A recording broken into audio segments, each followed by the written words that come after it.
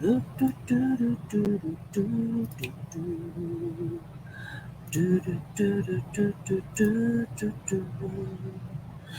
kia ora, Helen Brahms here, coming to you live from Sun City in Arizona. Hope you're all having a super fantastic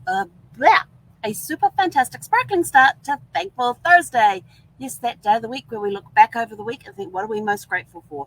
We should be starting each day with a grateful heart, ending each day with a grateful heart, and then being grateful for any and all situations we find ourselves in.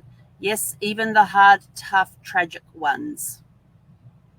Trust me, you got to be grateful in all situations. So what are you most grateful for? So our question is, what are you most grateful for this week? So looking back over the week, what are you most grateful for? Let's see, what am I grateful for this week? I am grateful. Oh, there's so much to be grateful for this week. I'm going to pick out that I'm grateful that I have new workmates and I'm helping train them. I'm really enjoying the experience and getting to know my new teammates. So that's something that I'm grateful for this week. And then, so, gratitude it comes from a place of love. It comes from the heart. And when you are expressing gratitude all the time in all situations, you will get it reflected back at you.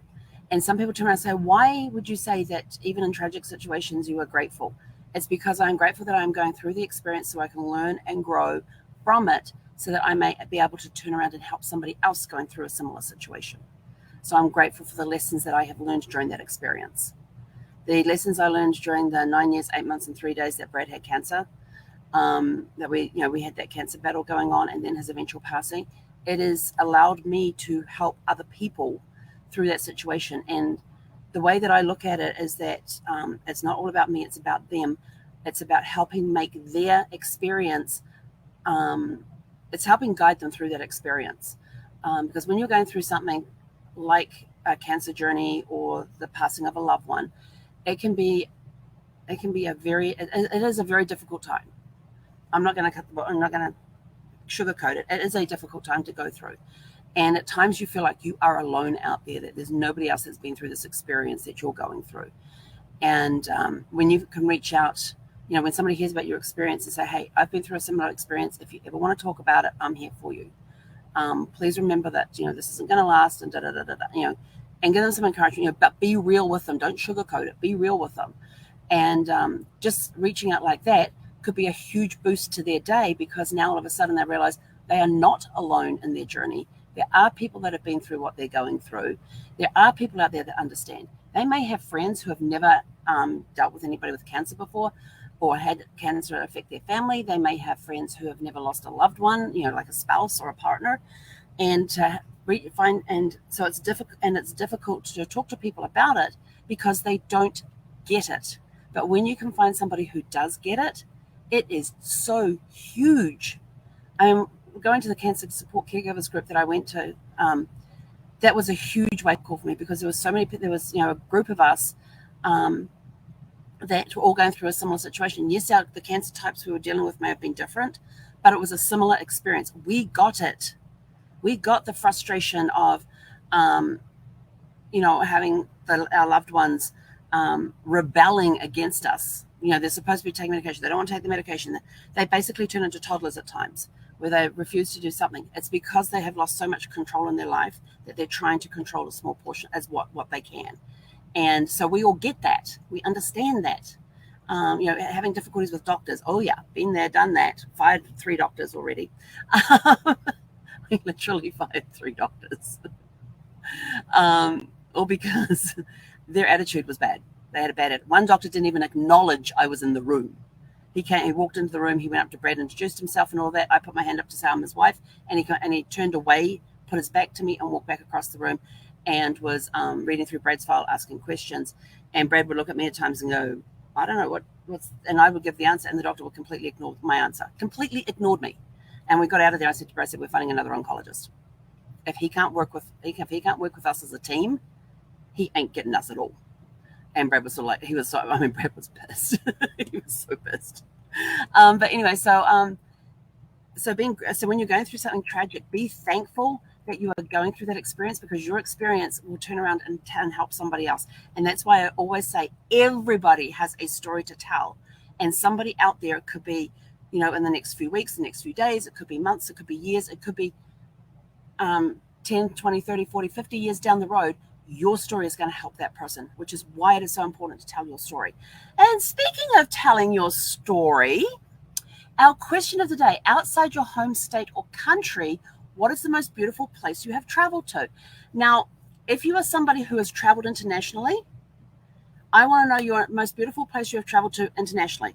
I know there are some people who have never left their home country. I get that. So outside your home state, so like here in the States, if you were born and raised in California, where have you traveled to outside of California that you would consider the most beautiful place you have traveled to? If you have traveled internationally, where's the most beautiful place you have traveled to?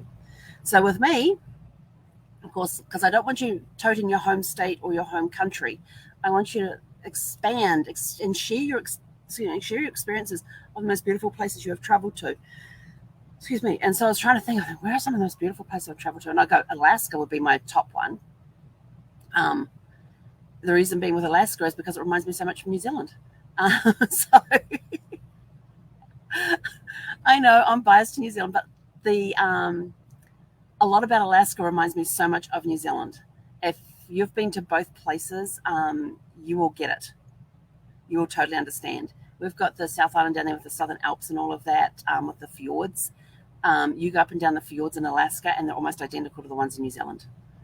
And just the culture that I came across when I was in Alaska, very open, very friendly, very similar to New Zealand. So I actually got homesick in Alaska.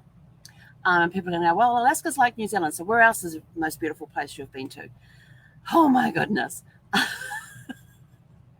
There are some incredible places in the United States. Doing this road trip through the United States has been amazing. I've also been up into Canada as well with Sparkles and my mum and dad. And we went to Vancouver and went across to Victoria Island.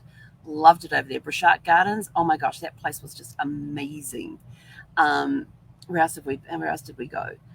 You know, the canyons up in Utah there when you're driving from Vegas to Moab.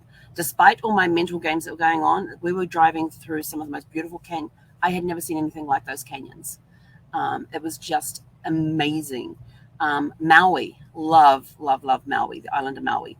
I've only been to Maui and the Big Island, and Maui was definitely, it was just amazing.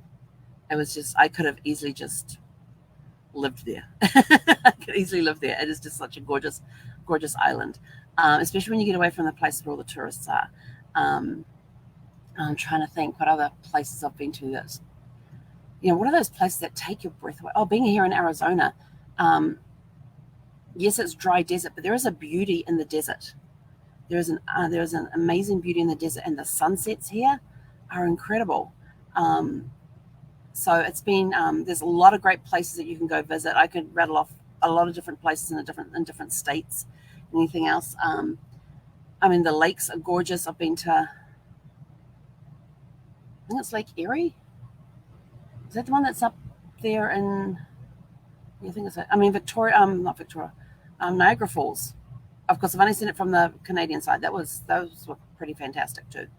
There's so many good things. But anyway, I've got to go because I've got to get on another call. So think about what are some of the most beautiful places you've been to outside your home state or outside the country if you've traveled internationally. So that's it for me for today. Until 6 p.m. this evening. Have a super fantastic sparkling day, and we'll catch you guys this evening. Hei konera.